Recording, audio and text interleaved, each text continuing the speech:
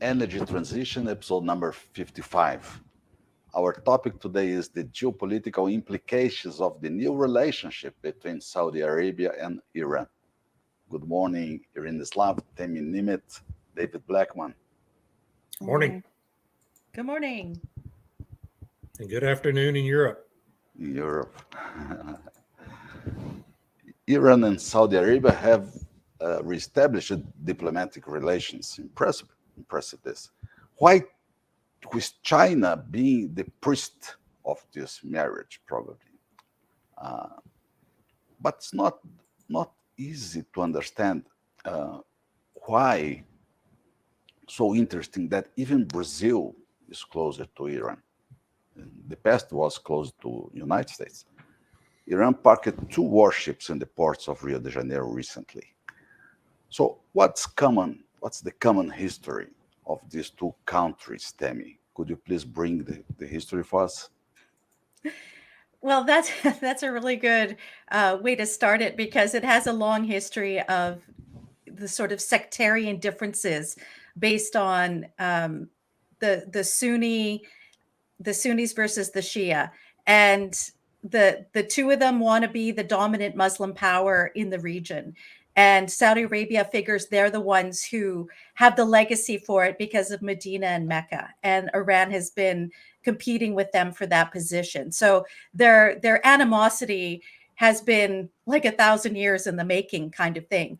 And since the Cold War, there's been lots of ups and downs in their relationship. So in the post-war period, you had the UK was quite dominant in Iran. Suppressed the nationalist impulse there for some time. The Shah was there with the Western interests and so on. And there's some people who are saying that this is the 1968 East of Suez moment for the United States. And the 1968 moment is when the UK said, look, we're not going to be the policeman in the Gulf anymore. We're going to pull out by 1971. And so someone's got to step in. And Nixon's policy was to have the twin pillars, which was Saudi Arabia and Iran, beef up their defenses so that they could actually defend the Gulf and the shipping routes and everything. Because the US was busy in Vietnam, right? And with the Cold War, they couldn't let the Soviet Union have dominance in any way. But then we have the 1979 revolution. And the theocracy gets established in Iran. It's no longer supporting the Western powers. And then you had the 1979 invasion of Afghanistan. So then you have the Carter Doctrine, who's like, okay, you know what? The US will be the guardians of the Gulf and will be the policemen in the region and take care of things, so to speak. So fast forward to the end of the Cold War, and the US is still there being the guardian or whatever. But because of the 1979 issue and the American hostages and everything, and then you have the Iranian sanctions, there's no way the US could have sat down at the table to try and get the diplomatic relations between Saudi Arabia and Iran back in, like, for them to at least have embassies with each other, because they haven't had an embassy since 2016. There's been different things going on. So the United States couldn't have sat down with them and been a neutral party because they're not a neutral party. China has a lot of interest with both Saudi Arabia and Iran. They're one of the only outlets for Iranian oil for a while. So they have a vested interest in seeing these 2 sort of come to an agreement, a diplomatic arrangement, a ceasefire, so to speak. But, China sees this as prestige, that this is a way for them to assert their prestige. And there's a lot of stories that are echoing that, but other people have pushed back and said, look, the United States could never have sat down at the table anyway because of the sanctions. So China was basically the only power really that was that could do it. And David, so it's a diplomatic victory for China, no? And in the past, the U.S. influence in this region was very strong. Nowadays, it's not so strong. Well, there's no doubt it's a diplomatic victory for China, and it gives them, which just doesn't give it to them. It's a sign of their growing influence in the region. which China's influence is growing in every region across the world, really.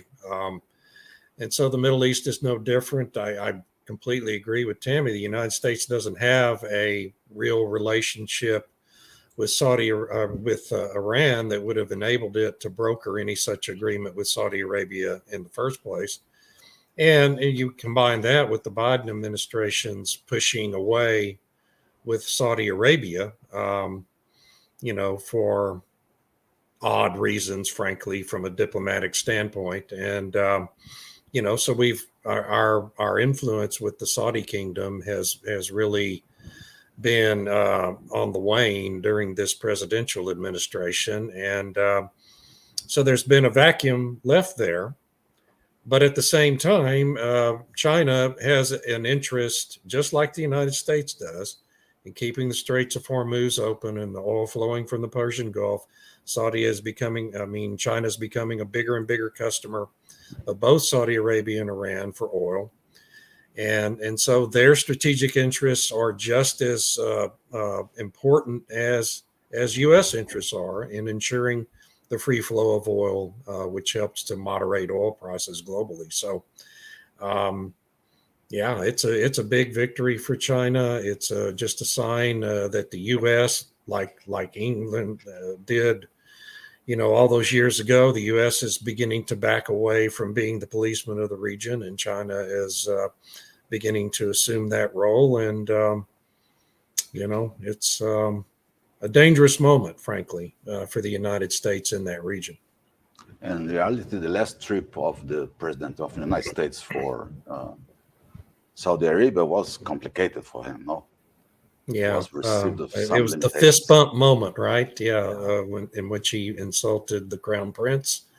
Yeah. And, we knew there would be ramifications from that, and here they are. That's right. Irina, and for Israel, the space, the airspace, and the nuclear facilities of Iran is more complicated for them, for Israel? That's just part of Israel's problem, because Israel has enjoyed the unconditional support of the United States for decades. It's a very important support for a country such as Israel, which is basically surrounded by enemies. But I see this thawing of relations between Saudi Arabia and Iran as possibly the first sign of general calming down in the region. Perhaps if Saudi Arabia and Iran are capable of, going over their differences, ignoring their religious differences, and, being able to play together, maybe, just maybe, things will start thawing between Israel and Iran. I'm not saying this will happen. It's a very slim chance, because after all, Iran considers the very existence of Israel as, abomination or something like this. It doesn't admit the right of Israel to exist. But things are changing, and I think they are changing for the better. For example, we could see the end of the war in Yemen, because Iran said that it will stop arming the Houthi rebels. And this is great news. Almost nobody, reported on this. They just touched on it. But this is great news, because the war in Yemen has been devastating. Children have been dying of hunger there. So that's good. That's a change for the better. So who knows? I mean, Israel has diplomatic relations with Saudi Arabia. That has also been a positive development, I believe. Now Saudi Arabia is getting closer to Syria. Saudi official, I forgot which one, is traveling to Syria. It seems that things are changing in this, barrel of a region. But Irina, they may be changing for the better.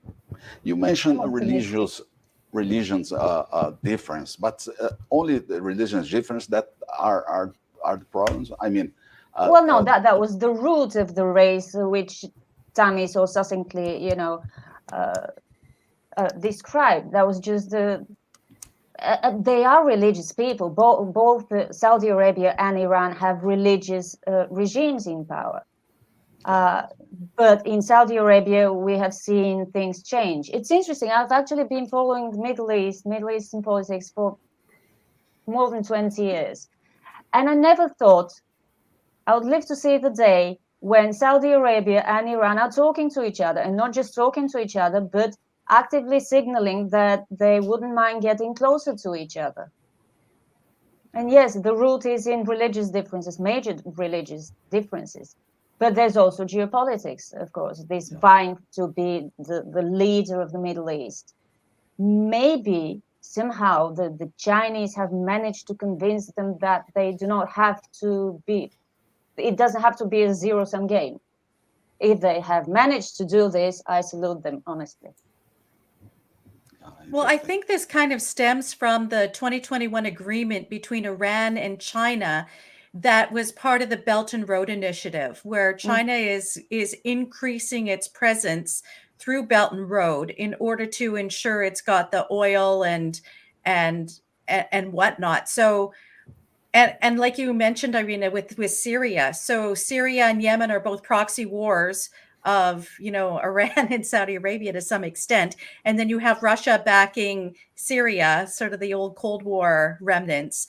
And geopolitics is very much a part of this. And so I agree, this is a bit of a dangerous time. It has possible positive outcomes, but it's in flux, right? And so who knows what will happen in the next 6 to 12 months. I think there's an assumption in the West that unless the West controls a region, things will fall apart. And I think that with this, I'm sorry, dear Westerners, but I completely agree with you. We have all seen that Middle East has not been a peaceful place while Western powers had control over it. And this, I think, makes this Chinese broker deal even more important, because I think China has chosen a different path. Instead of pitting countries against each other, it wants to do business with everyone. It has said so. It wants to do business with Saudi Arabia. It wants to do business with Iran. And to do this, it would probably be better for these countries to not be at war with each other. Business is done more easily. The kind of business that China wants to do seems to be done more easily, not on the front line, so to speak. Yeah, there's no question about it. China has an opportunity here to demonstrate it can be an honest, good faith broker of peaceful business relations between these countries, which is something the United States has never attempted to do in its policemanship of the region, and Why that is that? Britain never tried to do. Yeah, because No, I it was all about disagree. I empires disagree. and conflict. I think the United States has been a malign influence in the Middle East for an awful long time, and we'll see if China's going to be any different here. Maybe they will be. I hope so. I don't know. The UK was pulled in based on economic interests. The United States was pulled in based on economic interests, which turned into military ones. I mean, they were invited by the Saudis, and the UK was invited by the Gulf states to protect them from pirates and various other things, and the slave traders and whatnot. So they were pulled in for economic reasons and ended up being imperial powers. And I see the same danger with China, where they're getting pulled in ostensibly for economic reasons. But if you look at how Belt and Road plays out in Africa, I don't see how this is necessarily going to end well, because they all go in there with these noble intentions that end up being something quite terrible. Actually, they're pretty pragmatic. The Chinese are being pragmatic. They go to Africa to extract their resources, and they build roads, something that big mining companies from the West didn't exactly do. I mean, Nigerians have been complaining for decades that all the super majors go in there, promise they will build communities and schools and hospitals and whatnot, and they don't do it. But the Chinese are building infrastructure. I think the Chinese, I mean, it's a thousands of years old civilization. I think the Chinese have been very good at learning from the mistakes of the Western powers and not repeating them. As you say, Tammy, we have yet to see how things turn out. It's very early. We're just seeing the first steps of change in the Middle East. But this has been my impression from Africa. They are building infrastructure that they're not just going in there for mines. South America too, Irina. South America, they are coming and helping the structure here. Yeah. But Temi, you mentioned something interesting. Maybe an opportunity for establish the Petro Yuan one. Right. The Petro Yuan? Yeah, I mean, David probably has comments on this as well. I mean, if you look at how like the banking, the financial industry in the West is, a little bit shaky, and there's been with the Russian invasion of Ukraine, and they were looking to find an alternative because of the sanctions on Russia of payment. And so if you look at China going in there and saying, well, you know what, we'll buy these things, but we'd prefer it if you paid in the yuan instead of the dollar. And traditionally, at least since 1971, and the dollar going off the gold standard, it was based, all oil transactions were based on the US dollar. So this could be a big move. The fact that these negotiations between Saudi Arabia and Iran, no English was permitted. So they could do it in Mandarin or Arabic or what's the Iranian language? Farsi. So they banned English from being used. So it's not just, wow. I think there's this move towards making all these transactions take place in the Chinese yuan because they're the big supplier or buyer. They're 30% of their oil comes from Saudi Arabia. So they're maybe looking to do that, especially now that the dollar seems to be on shaky ground. But David, do you really believe that dollar can be replaced by a different coin?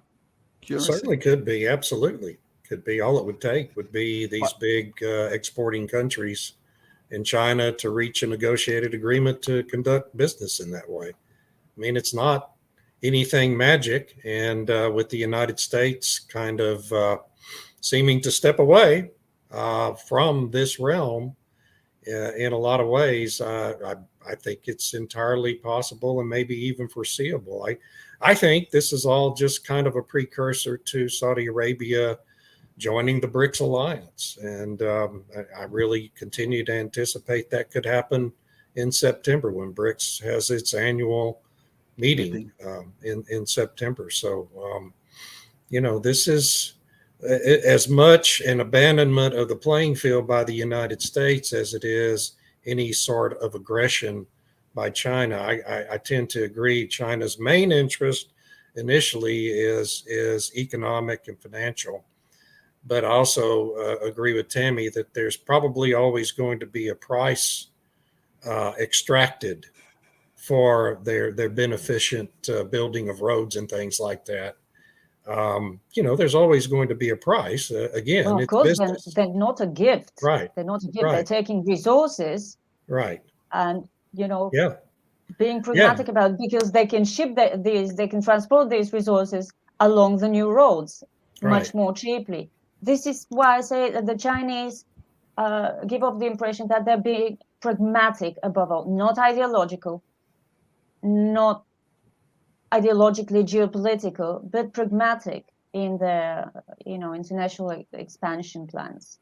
Yeah, and what China doesn't have going on that the United States always had going on in the Middle East was a Cold War with Russia. Okay. Yeah. And so a lot of the conflict that the United States ended up helping to cause in the Middle East and exacerbating was motivated by wanting to gain dominance in the region over Russia, where China doesn't necessarily have that happening. And so, hopefully you might have a better outcome, but it's, who knows? We'll just have to wait and see. I'm sorry. I didn't mean to interrupt you, Tammy. Oh, it's okay. I was just going to say with the 100-year marathon, idea that, China has come out and said by 2049 they want to be the dominant world power. I think ideology cannot be divorced from what Chinese economic actions are. Yeah. Yeah, but what ideology would that be? We're seeing a very much totalitarian ideology that we're used to associate with Russia and China. We're seeing it in the West. Right, but doesn't that make it easier for China to be its dominant world power? Because we're the same, If because it we'll accept embraces it. woke ideology, yeah, but would it? I don't know. Woke is a useful way to weaken the West and to bring it along the totalitarian lines that would be acceptable to people in China. So, but do you think China is doing this or the West is doing it to itself? West. I think it's a combination. If you look at the things that get funded and who's doing the funding, I see there's a possibility there that it's a useful way to erode what was historically the strength of the West, was freedom and freedom of speech and freedom of expression and all of those things which have been significantly undermined. And I would not put it past China to be encouraging that. Oh, well, yeah. I mean, they've been very clever about gaining inroads in our institutions of higher learning. Millions and millions of dollars, Chinese dollars, have gone into the foundations at Harvard, University of Texas, Dartmouth, Yale, all the Ivy League schools, George Mason. Capturing all these- information and knowledge. Yeah. Yeah. So yes, I mean, there's no question China has been very smart about infiltrating the institutions in the United States and is playing a role in funding things that are antithetical, like the woke movement, to Republican democracy. And our government, as we see with the Biden family, I mean, I don't really want to get into all that, but the Biden family has, without any question at all, benefited financially in a very large way from money from China. And I mean, it's And all China's just right affected the there for anybody Canadian to see. elections. Yeah. I don't know if you guys huge influence. have seen that. Huge, Right. huge scandal in Canada. Yeah, that's right. Mr. Barkels Lee. Rivalries between Iran and Saudi Arabia has been a major characteristic of the two countries' relationships. In fact, since the early 50s, yes, enmity is a new phenomenon. How did that rivalry evolve into enmity? I Well- would say it has to do with the proxy wars. It's the proxy Right, wars yeah. in the Middle East and how they will, try to assert which group is going to be dominant. So you have Iran funding Hezbollah. You have Iran funding the rebels in Yemen. You have Saudi Arabia backing other guys in Yemen. You have both of them doing stuff in Syria. So that enmity has been generated at the end of the Cold War. Who's going to be in charge? Who's going to be the dominant one in the Middle East? And I think that's part of it. I think it's a big part of it. And I think the United States CIA has played a big role in ensuring those conflicts happen and continue. They have been saying as much. Yeah. I mean, Yeah. these things US these are government- not secrets to anyone who actually reads and pays attention to what's really been happening over there. Yeah, and there are now video clips with interviews from CIA officials stating openly that the US is fine working with any regime anywhere, as long as this regime is friendly to US politics and national interests. If it doesn't, there we go, here's your regime change. Yeah, that's right. Grand finale. Has anyone given any thought to how achievable or unachievable an actual Belt and Road initiative can be, given the scarcity of energy we're being forced to undergo? That's a great question. Yeah, well, that's a solid point. I'm not sure this active effort to create energy scarcity has a lot longer to live. It may, but we also see it's in the midst of creating economic disaster, even in its early stage. And So I'm not sure it has a whole lot longer to go before everybody wakes up and starts producing energy again. But who knows? I mean, we may have just all gone crazy and are headed back to the 19th century again. Yeah, but then this energy scarcity is being created in Europe and the United States, not being created artificially in the countries where the Belt and Road Initiative is, focusing. So. And what about OPEC, Irina? OPEC, any consequence for OPEC? Well, Saudi Arabia and Iran have been co-members of OPEC for decades, and they have managed to overlook their differences there.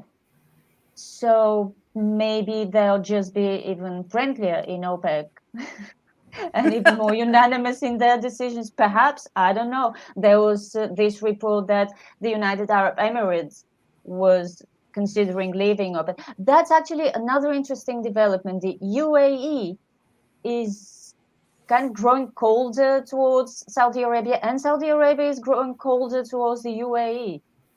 Did you see that? There was a series of reports that visits are being cancelled, officials are not being invited to each other's countries. So there's that too. That will be interesting to watch too, how this plays out. But the deal between Saudi Arabia and Iran wouldn't. I don't think it would change anything much within OPEC. Watson. Yeah, absolutely. The U.S. has pitted players against one another, no question. And so is Russia. I mean, to be fair, I'm not just sitting here America bashing. Russia's done the same thing. And the Cold War has been the motivator of so much of this. And the history of all that is very complex, and we can't discuss it in 30 minutes. But, I that's one reason I think possibly we can be somewhat hopeful that maybe China might be a less malign influence in that region, because it doesn't have the Cold War motivations that the United States and Russia have always had, at least to the same extent. Maybe. And maybe I'm completely wrong about all of it too. But we can hope. We need hope. Yeah, we can hope I'm wrong about everything. Yes. No, right. We could hope you're right. If I could add about Belt and Road, I've heard that China said that they would like to help Ukraine rebuild as part of Belt and Road, and that this week they were going to be talking about their 12-point plan for peace in Ukraine. Yeah, but the US said it will not accept any plan for peace coming from China because the Ukraine is a sovereign country. Right. I'm sorry. And a democracy, right? Yeah, it's also a democracy, right? Yeah, independence. Also democracy, but very sovereign. Sorry. And Temi, for Europe, you see that Europe can be affected by this friendship? That's an interesting question, because as long as it helps the oil and natural gas stay flowing, and there's been lots of different discussions about getting Iranian natural gas into Europe and whatnot, and France kind of wanted to play a role in that. Maybe Irina knows more on that issue than I do, but I think it has the possibility to help solidify the natural gas market and perhaps keep the prices down if relationships are normalized and that the U.S. sanctions on Iran become diminished, which I don't know. Who knows what will happen there? Yeah. Well, I remember Total Energies had contracted a gas development in Iran of the largest gas field, South Pars, or the North Field, as Qatar calls it. But after the US reimposed sanctions on Iran, they had to pull out. So that died. Well, they can't do anything much until the US lifts the sanctions, sorry. That's the point, David. Do you believe that the US can remove these sanctions for Iran? From Iran on Iran's oil production? Oh, sure. Yeah, they could. I mean, they're going to have some motivation to do it. They've been holding it as leverage. The Biden government has been holding it as leverage in these nuclear talks that it's been obsessed about since really the Obama presidency. and have come to naught because Iran doesn't have any real motivation to agree to all this stuff. Particularly now when you have China coming in and negotiating peace agreements with Saudi Arabia on its back.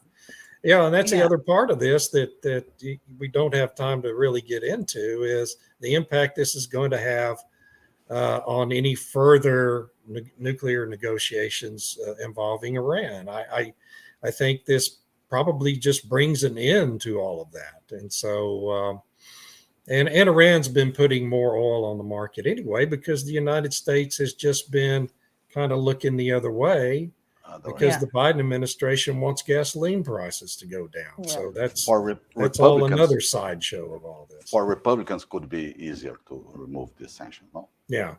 Middle Eastern regard Europe as irrelevant. Well, and increasingly the United States, the Western world in general. Yeah. And you could trace that back to this climate change obsession. Yeah. The Western world is making itself increasingly irrelevant to the rest of the world, except for the weeks that they're at the COP conferences and World Economic Forums, right? I mean, but otherwise, these other countries, other parts of the world go about living their lives and doing their business in a way that they think is in their national interests. But for 2 weeks a year, everybody sings from the same hymnal. Which pretend to care. Pretend. Which countries are making this new, let's see, consortium against NATO? Is it China, Russia, India, Iran? All the big countries of the Indian Ocean. The Philippines, Indonesia. None of these other parts of the world are enforcing these sanctions. I think Dan Yergin said his count was, and when I interviewed him about a month ago, was there are 37 of almost 200 global nations that are enforcing these sanctions. So the rest of the world is going about its business. Yeah. Priorities. Yeah. There's a lot about priorities. Because they have people to feed and lights to keep on. Of course. Which is very good reasons. So do Europe and the United States, but they're not paying attention to the right priorities. That's the problem. Absolutely. Yeah. Well, and if you talk about the energy transition and what they're basically telling the Middle Eastern countries that are oil and gas producers is that your product is evil, and all the stuff that helps your people stay alive is evil. And so, of course, they're going to view the Europe as irrelevant because it's like, well, you're telling me I can't feed my people with the one resource that we have in abundance, that we shouldn't be selling it and we should keep it in the ground. I mean, and they don't think that's evil. Go figure. I mean, who would have guessed that, right? Same with Africa, and they received the much deserved backlash from African leaders. Yeah, absolutely. Yeah, that's right. So at the end of the day, Tammy, probably the US and UK be together and against all other countries in the world, no? Oh, I don't know. It's kind of like the Don't West, forget Canada. right? Canada's in there too. 2 of us against the world. It's not against the world. It's Europe and it kind of is. Yeah, Europe and the Western countries, Canada, Australia, New Zealand, the United States, the UK, all what we consider France. Western civilization, right? France, Germany, all those countries. And doesn't bode well to some extent. No, it doesn't. Bifurcation. Yeah, it's not true. Yeah, okay. Great. Fantastic conversation today. Thank you so much. It was a pleasure. Thank you. Y'all have a great week. Thank you, everybody. Thank you. Have a great day, great week. Good week. See ya. Thank you. Bye.